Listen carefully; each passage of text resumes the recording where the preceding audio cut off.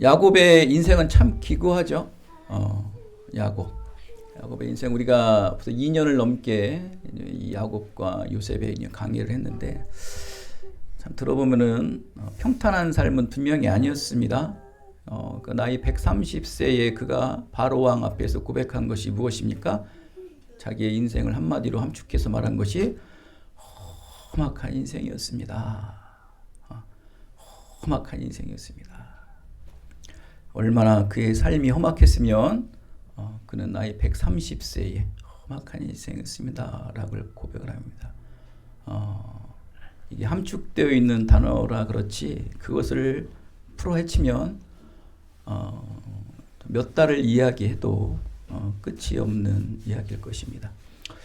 오늘 뉴스를 보니까 왕과 함께 사는 남자라는 영화가 1400만이 넘었다고 합니다. 그렇게 이야기 풀 것이 많은 거예요, 여러분. 많은 사람들에게. 여러분, 다윗이 얼마나 할 얘기가 많았겠어요. 이 야곱이 할 얘기가 얼마나 많았겠습니까? 오히려 그 때문에 그는 아버지 이삭에게 축복을 빼앗고 또 도망자 신세가 됐고 삼촌 라반네 집에서 또 라헬을 사모했으나 또 언니 레아에게까지 또 아내를 맞이해야 되겠고 또 삼촌에게 많은 속임도 받고 또 세겜에 또 정착하려 하니까 딸 디나의 사건으로 또 베렐로 급히 도주해야 되겠고 정말 그가 말해야 될 것은 끝이 없을 정도예요. 여기서 끝이 아니에요. 이제 어느 정도 베렐이 이제 고향 땅에 찾아와 안정되게 살려고 하니까 그의 사랑하는 요셉을 그 형들이 죽였다는 소식을 듣습니다. 뭐 실제적으로 죽진 않았지만 죽었다는 소식을 듣고 그는 그 소리에 20년을 넘게 자기 사랑하는 아들이 죽은 줄 알고 살지 않았습니까? 얼마나 힘든 삶이었겠습니까? 이렇게 야곱은 뭐 하나 자기 생각과 뜻대로 온전히 성취된 것이 하나도 없었어요. 꼬이고 꼬인 인생. 내 인생은 왜 이럴까? 내 삶은 왜 이럴까? 여러분도 여러분 계획대로 안 되는 게 엄청 많죠? 저는 언제서부턴가 여러분 계획을 안 세워요. 뭐 계획만 세우면 다 무너지는데요. 또 제 계획대로 돼봤자 결과가 안 좋더라고요. 당장은 급조해서 좋은 것 같으나 거기에 대한 성과나 열매들이 좋지가 않은 걸 보고서 다윗도 그랬어요. 야곱도 그랬어요. 야곱도 뭐 계획만 세우면 안 되는 거예요. 그가 인생 동안에 배운 것은 딱 하나예요. 내 모든 인생의 삶들이 철저히 하나님의 계획과 뜻대로 성취되었다. 야곱의 인생 끝자락에서 나이가 147세가 됐어요. 죽을 날이 며칠 안 남은 거예요. 침상에 들어누워서 일어나기도 힘들었다고 나오지 않습니까? 우리 지난주에 말씀하실 때. 그러나 사랑하는 아들 요셉을 보고 그나마 힘을 내서 일어난 거예요. 왜 힘을 내서 일어났을까요? 모든 기가 다 빠진 거예요. 침도 삼킬 힘도 없는 거예요. 근데 왜 어떻게 이 침상에서 일어났을까요? 이유는 단 하나입니다. 축복의 은혜를 베풀어 주기 위해서. 그의 모든 험악한 인생, 모든 하나님의 은혜의 삶이었고 하나님의 계획의 삶이었다는 것을 그의 마지막 인생 삶 속에서 깊이 인정하고 순종하고 있을 때 이 하나님의 받은 은혜는 나 혼자만 가지고 가면 안 되는 거구나. 온 힘을 정말 죽을 힘을 다해서 내 자손들에게 언약의 축복을 베풀어 줘야 되는구나 라는 이 믿음의 사명으로 정말 모든 기가 빠지고 모든 힘이 없고 정신력도 희미한 상황 속에서 오직 하나님의 은혜를 베풀어 주자 라는 믿음의 힘으로 다시 일어섭니다. 그리고서 사랑하는 요셉 그리고 그의 므낫세와 에브라임 자손을 위해 축복을 하는 것을 볼 수 있습니다. 오늘 바로 이 본문 말씀이 바로 그거예요. 그만큼 믿음의 사람들은요, 하나님의 은혜를 누린 사람들은요, 하나님의 은혜를 맛본 사람들은요, 그 은혜를 있잖아요. 본능적으로 하나님의 은혜를 받은 사람들은 혼자 이렇게 숨겨놓지 않아요. 하나님의 은혜 받은 사람들은 항상 그것을 어떻게 합니까? 베풀고 나누는 거예요. 그래서 항상 하나님의 은혜에 힘입은 성도, 하나님의 은혜에 힘입은 교회들은요, 항상 다음 세대를 향하는 거예요. 그러기에 그 두 손자를 야곱은 축복을 합니다. 은혜 입은 자의 신앙의 본능이 은혜를 나누는 것은, 그것이 뭐 죽음이 다가와서 다음 세대에게 전승하는 것도 있겠지만, 그리스도인들에게 다음 세대들 할 수 있는 게 뭡니까? 전도거든요. 전도 외에는 없어요. 은혜를 받아보면 이 은혜를 나눠주고 싶은 거예요. 우리 이쁜 사람들은 이쁜 거 알죠? 잘생긴 사람들은 잘생긴 거 알잖아요. 그죠? 자꾸 뽐내고 싶은 게 사람의 본능이에요. 지식도 마찬가지예요. 지식이 많고 아는 게 많으면 자꾸 말하고 싶고 쓰고 싶고 그런 거예요. 하나님의 은혜도 마찬가지예요, 여러분. 은혜를 받아보세요. 은혜를 받아보면 은혜를 막 나눠주고 싶은 거예요. 그게 바로 은혜의 본능, 신앙의 본능이라는 것입니다. 야곱의 험악한 인생 속에서도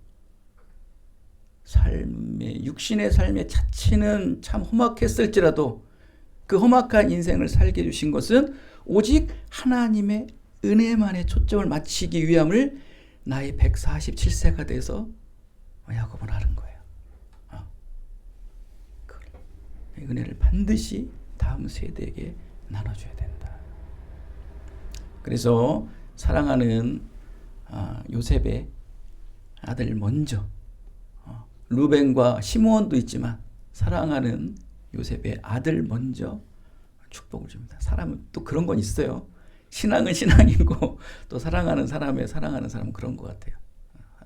참 그런 것 같아요. 그래서 어떻게 합니까? 사랑하는 건 주체할 수 없지 않습니까? 그러다 보니까 먼저 축복을 주되, 우선순위에 다른 거예요. 순서만 다른 것뿐이지 그 은혜를 베푸는 것은 다 동일한 거겠죠. 그래서 요셉과 그의 아들 므낫세와 에브라임에게 언약의 축복을 전승합니다. 근데 오늘 이제 이상한 일이 일어납니다. 어떤 일이 일어나냐면 오늘의 말씀의 핵심은 이거예요. 여러분, 에브라임이 형이에요? 므낫세가 형이에요?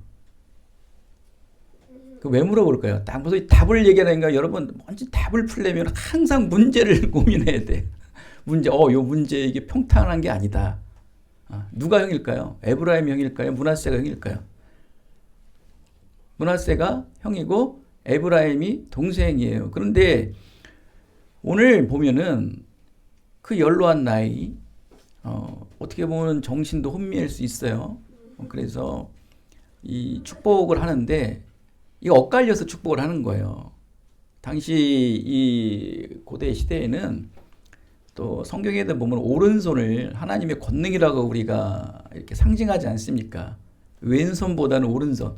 뭐 우리도 보면 그러잖아요. 너는 내 오른손, 조금 떨어지는 사람은 넌 나 왼손 그러잖아요. 그죠? 오른손 왼손 하듯이 성경에서도 하나님의 주권의 장자를 이어갈 사람은 오른쪽. 그러면 오른쪽에 누구를 원래 안수해야 되는 거예요? 형인 므낫세를 안수해야 되잖아요. 그죠? 근데 오른손으로 에브라임을 안수하는 거예요. 그리고 왼손으로 형 장자인 므낫세에게 안수를 하는 거예요. 그 모습을 누가 봤을까요? 요셉이 봤겠죠. 요셉이. 그래서 아버지, 손이 바뀌었어요. 손이 이렇게 틀어서 하셔야 돼요. 그래서 엇갈려서 주는데 그때 야곱은 말합니다. 나도 안다. 여러분, 성경에서 두 번을 반복하는 건 완전 수거든요.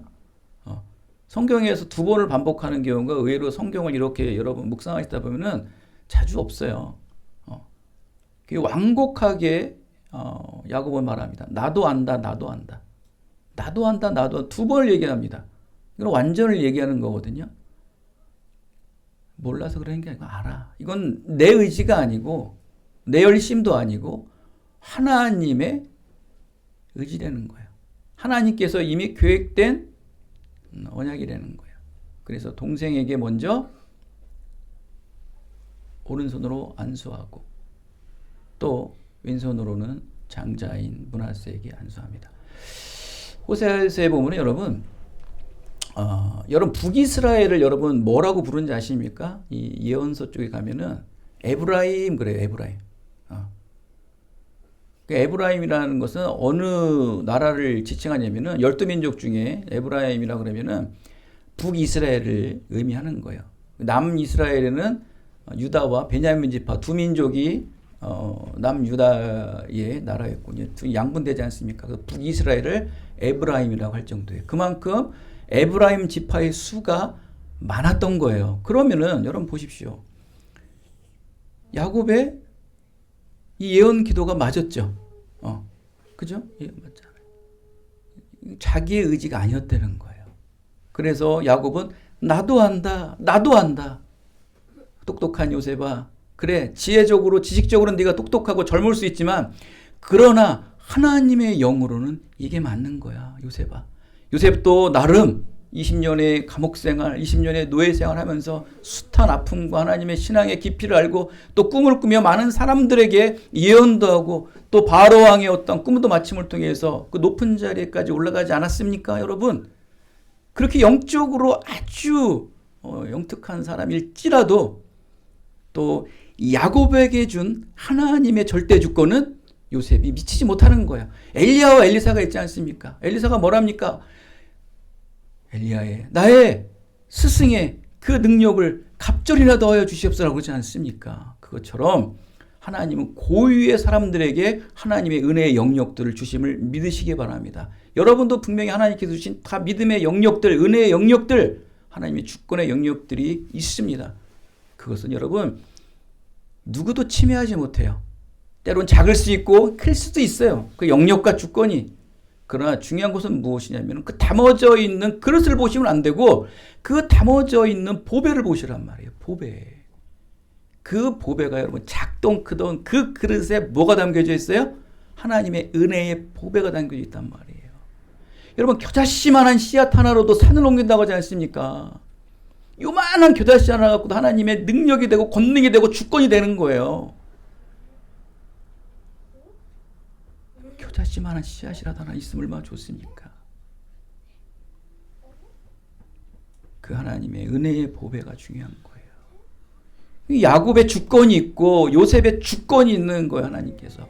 야곱의 주권을 요셉이 지금 헤아리질 못하고 있는 거예요. 아버지, 팔이 바뀌었어요. 영적인 것을 영적으로 보지 못하는 순간이 그냥 믿음의 사람들도 실수할 수 있고 때론 오판할 수도 있는 거예요. 그걸 바로 인정하고 순종하는 게 지혜로운 믿음의 사람이겠죠. 여러분 10명도 안 되는 교회에서 목회한다고 능력 없다고 하시면 안 됩니다, 여러분. 아멘이 빵빵 터져야 되는데.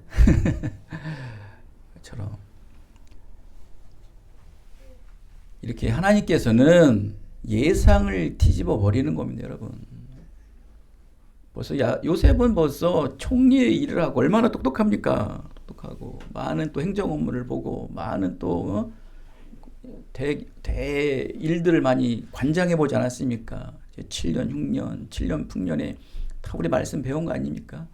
그런 것을 해서 더 부강해지고 더 주변의 나라들을 더욱더 확장하는 놀라운 일들을 세운 정말 지혜자예요, 지혜자. 능력자의 능력자라는 거예요. 그건 하나님께서는 뒤집어 버리시는 거예요. 예상을 뒤집어 버리는 거예요. 세상의 관점, 사람의 관점, 하나님 우리의 판단, 교회의 경험들을 완전히 뭐 하시는 겁니까? 속된 말로 작살내 버리시는 거예요. 다 필요 없다. 하나님의 은혜, 하나님의 은혜의 방식, 예상을 뒤집어 버리는 하나님의 은혜의 방식을 사모하며 기도하시기 바랍니다, 여러분. 여러분 지금 현실을 보면 암담하죠. 저도 암담하고 다 암담해요. 암담해요. 그러나 여러분 하나님은 예상을 뒤집습니다. 세상 사람들이 여러분의 어떤 여러 가지 기준도 판단을 보고 부족해, 넌 안 돼 라고 그런 소리들을 들을 수 있습니다, 여러분. 그러나 하나님의 은혜의 방식은 안 그렇습니다. 요셉도 못 봐요. 여러분만에 주어진 하나님의 주권, 여러분에게 주어진 하나님의 계획으로만 여러분이 이루는 거예요. 야곱은 자기에게 하나님이 주신 은혜의 주권을 아주 확신했던 거예요. 여러분의 믿음을 점검하셔야 돼요. 여러분의 은사를 점검하시고 여러분의 믿음과 신앙을 점검하세요.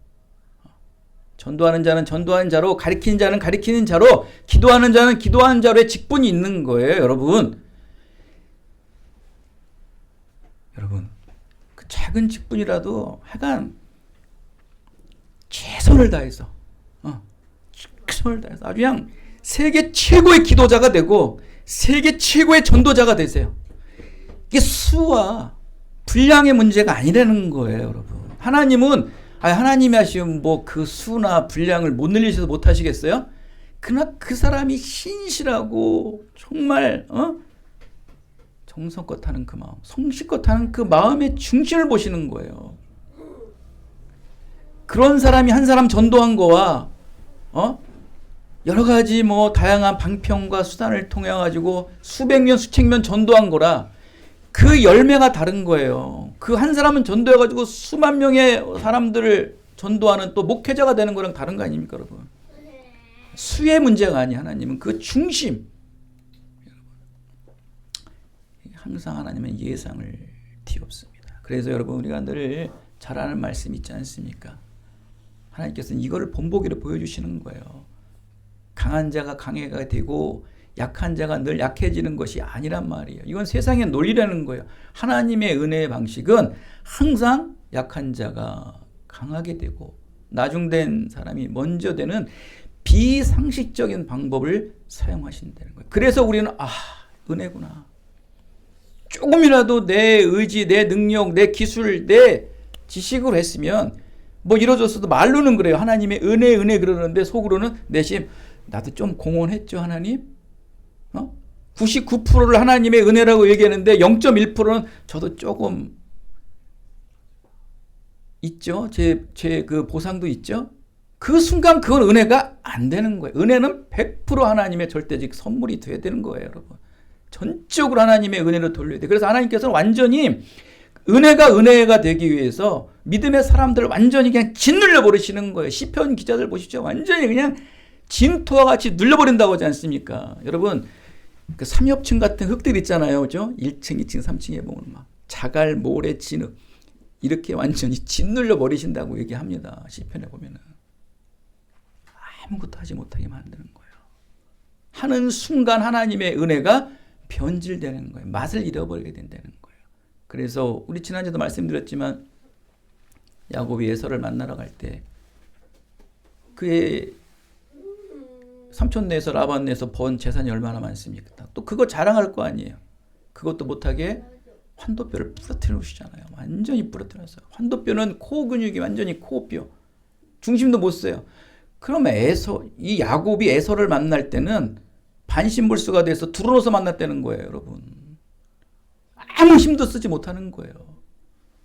그렇게 하나님의 은혜가 되기 위해서는 철저하게 눌러버리시는 거예요. 그때 하나님께서 은혜 베풀어 주시는 거예요. 그때 은혜다. 은혜라고 우리가 고백할 때 다 그렇게 겸손하고 아무 할 말 없는 거예요. 남들은 은혜 받아서 기뻐가지고 뭐 막 춤추는데 은혜 앞에 숙연해지는 거예요, 우리는. 왜? 내가 한 게 아무것도 없거든요. 뭐 한 게 뭐 있어요? 하나님의 말씀에 의지하며 가는 거예요. 무디고 더딜지라도 가는 거예요. 그런 거 보일 때 야곱의 신앙이 아직까지는 요셉보다는 위에 있는 거예요.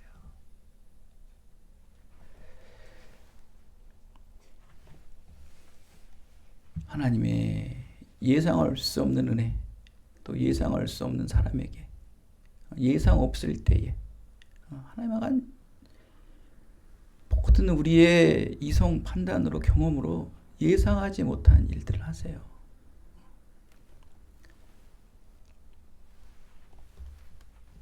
사람은 이렇게 상식적으로 판단하고 경험과 이성과 합리적 지혜로 판단하는 것이 당연하죠. 1차적으로 보는 게 일단 우리 이성이고 감정이고 경험이에요. 이게 본능이에요, 지금도. 여러분 오늘 조영만 목사님 오셨지만 여러분 딱 보시는 순간 제가 설명을 많이 드리고 말씀을 많이 드렸지 않습니까? 그래서 딱 느껴지는 게 어때요? 벌써 감정과 경험과 이성이 벌써 막 머리를 막 휘감고 있죠. 그게 사람의 본능이에요. 본능이란 말이에요. 그러나 이것을 우리는 이겨내야죠. 그래요. 인간의 육신을 가지고 있으니까 뭐 볼 때는 이성 판단. 우리 이성주의자들의 후예들 아닙니까? 합리주의자의 후예들이에요. 우리는 어쩔 수 없어요. 또 요즘도 배우기도 많이 배워가지고 또 얼마나 지혜들이 좋은지 도저히 뭐 대화로는 이길 수가 없어요. 그러나 판단은 판단할 것이고 또 지혜로 할 때는 할 것이고 경험을 할 때 하지만 그 모든 것도 하나님께서 뒤바뀌어 주시는 거예요. 그래서 우리 여러분 믿음의 사람들은 오늘 말씀의 핵심이 이거예요. 당연하다는 생각은 갖지 마세요. 당연하다는 생각은 없어요. 당연하다는 생각은 그냥 여러분의 생각이에요. 여러분의 생각. 요셉은 당연하다고 생각했겠죠. 7년의 흉년, 7년의 풍년을 겪은 이후에 더 큰 나라로 부강하게 되고 더 높은 자리로 올라가게 되고 바로는 완전히 철저하게 요셉을 의지하는 사람이 돼버리잖아요. 완전히. 왕만 안 됐지 완전히 그 애굽 땅을 장악한 거예요.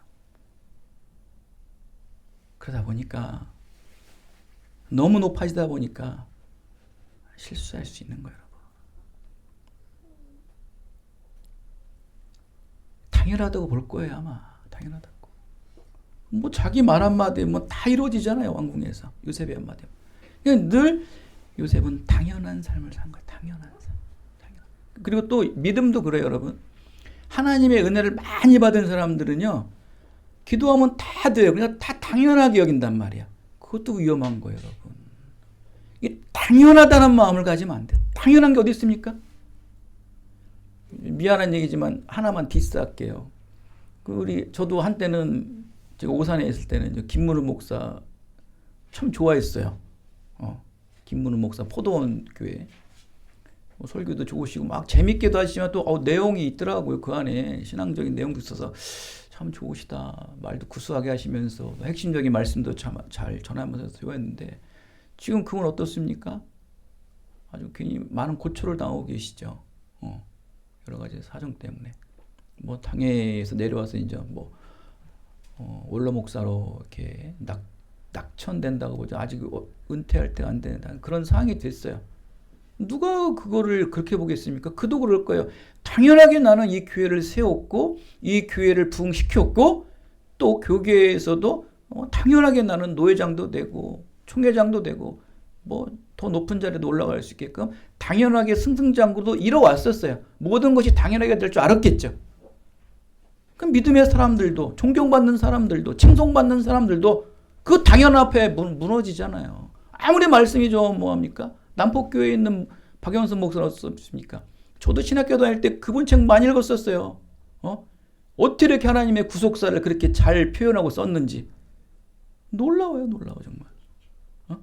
가끔 베껴도 썼지만 글이 너무 좋아서 좀 발제되고 썼어요. 너무 좋은 걸 어떡합니까 그걸. 좋아요 정말. 그분도 무너지는 거고 너무 당연한 게 여기는 거예요.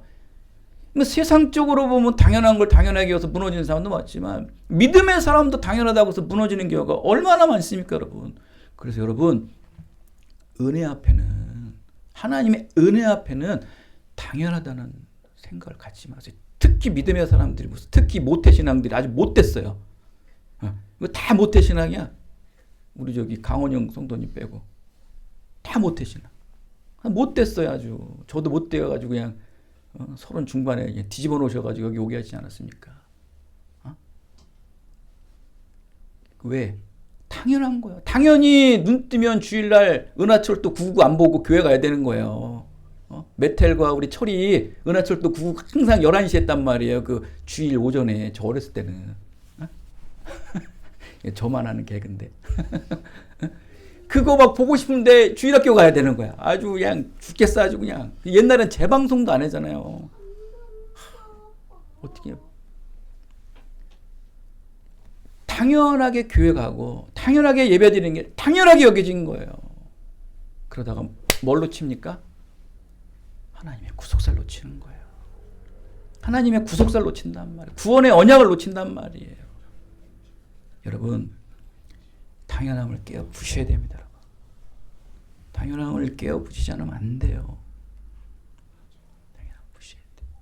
하나님의 언약 앞에, 하나님의 그 구속사의 구원 언약 앞에 우리 무너져야 돼요. 그래서 마지막 이게 어디서 결과가 나는지 말씀을 마치겠습니다. 이게 어디서 나오냐면은 내가 당연함을 깨어 부순 것을 어디서 증거하냐면 바로 야곱과 같이 죽음 앞에서 나타나는 거예요. 사람이 죽을 때 보면 나타나잖아요. 잘 살았는지 못 살았는지. 역시 야곱은 잘 살았어요. 아브라함, 이삭, 야곱. 아브라함의 하나님, 이삭의 하나님, 야곱의 하나님까지만 해요. 그 이후에는 안 붙어요, 하나님이. 요셉의 하나님이라고도 성경에 나와요? 찾았으면, 있을 수도 있어요. 혹시 있으면 찾아서 문자로 보내주세요. 없어요. 제가 아는 성경의 상식으로는. 그래서 야곱이에요. 죽을 때 보면 안 되니까요. 당연함을 깨부실 수 있는 이 야곱은 하나님 앞에 구원 언약을 얘기합니다. 죽을 때 보면 나오는 거예요. 믿음의 최절정이 바로 죽음 앞에서예요. 여러분, 우리 죽음하면 야곱도 참 대단하죠. 그러나 예수님께서 죽음을 이기시고 십자가에 매달리시는 그 예수님의 그 십자가의 죽음은 최절정이에요. 여러분, 당연함을 무너뜨리신 분이 예수님이세요. 어떻게 하나님이 인간으로 오셨을까? 여러분, 이건 뭐 상상도 안 되는 일이에요.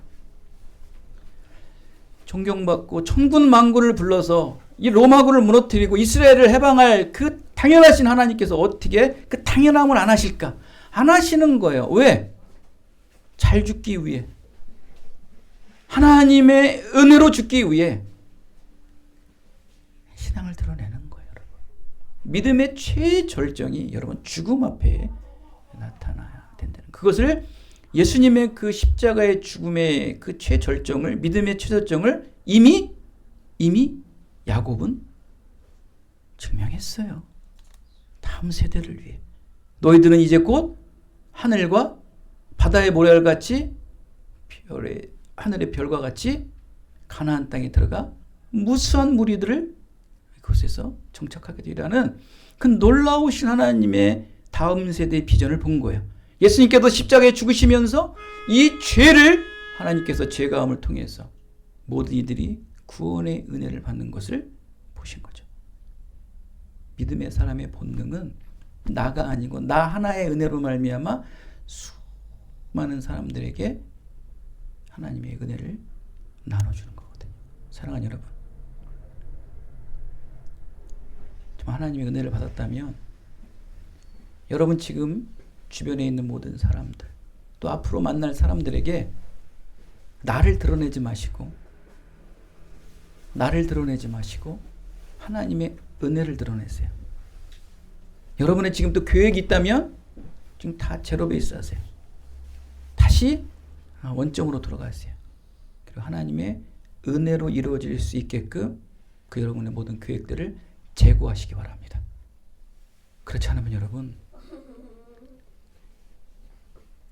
하나님이 사라져요. 그리고 죽음 앞에 또 죽기 싫어서 살려달라고 그래요. 그런 신앙 살면 안 되잖아요. 부활절 얼마 안 남았습니다. 여러분. 부활의 신앙은 죽음 앞에 친숙해지고 죽음 앞에 내 신앙을 지키는 거예요. 그러한 신앙이 있으시다면 죽음 앞에도 내 신앙을 지킬 수 있다면 세상에 뭐가 두렵겠습니까? 사람이 뭐가 두렵겠습니까? 우리 기쁨들이 장로교회가 당연함을 깨어부셔서 하나님의 은혜로 축복받는 모든 성도들 다 되시기를 예수 그리스도의 이름으로 축원드리겠습니다. 은혜가 풍성하신 아버지 하나님, 오늘도 기쁨들이 장로교회 예배를 통해 말씀을 나눕니다. 이 말씀이